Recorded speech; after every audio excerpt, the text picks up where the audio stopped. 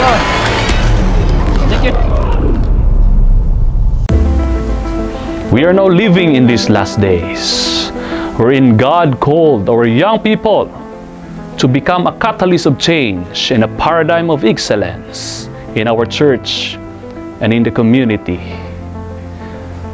And the foundations of being a good leader, we need to have a prayerful life. We need to be connected to the source of power, and that is Jesus Christ. And we need this spiritual weapon to fight against the devil.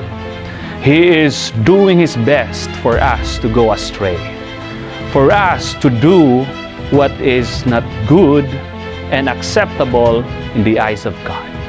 We need this spiritual weapon, prayer. We need to be connected to God for us to fight against our enemy, and that is Satan.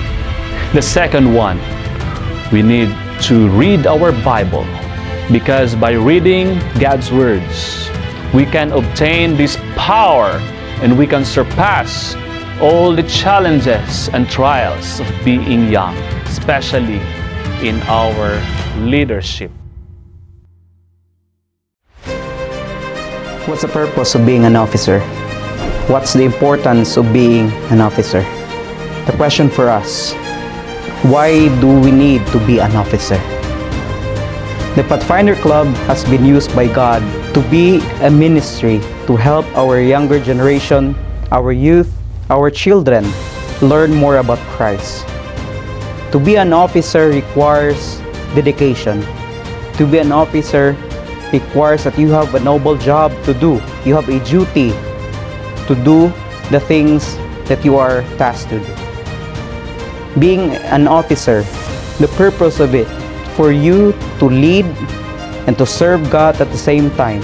You lead them in knowing Christ through the different values, through the different lessons that you will impart to them in the Pathfindering ministry. The question also, why do we need to be an officer where we can be at our comforts of our bed, sleeping? To be an officer requires training, whether it be physical, whether it be mental, spiritual. It helps strengthen our faith in doing the different activities and tasks and all the lessons that we need to lead young people. The church is in need of leaders, especially in the area of Pathfinding ministry, where we can spread the love of Jesus throughout the world. In Philippians 1:1, Paul and Timothy, they are bond servants of Jesus Christ. To be a servant of Jesus Christ, you are not being limited to do the things that you need to do. When Christ is at your side, to be an officer, you have Christ that He will help you and guide you, and all the things that you do will glorify and praise His name.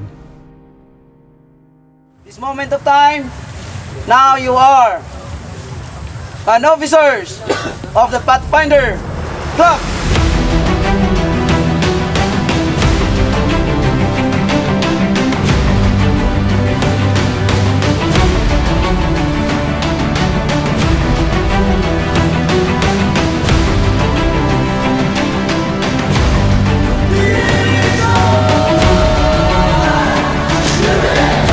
Pathfinder officers, you are called by God for a purpose, for a reason. This is not an accident that you are here in our school, but God called you to stand for the right, though the heavens fall. Be an example. Be a model and be a beacon of light in this dark world. You need to showcase your talent for the glory of God. Be humble, be prayerful, read your Bible every day, and do witnessing. In that way, you will grow, glow, and go in the service of God.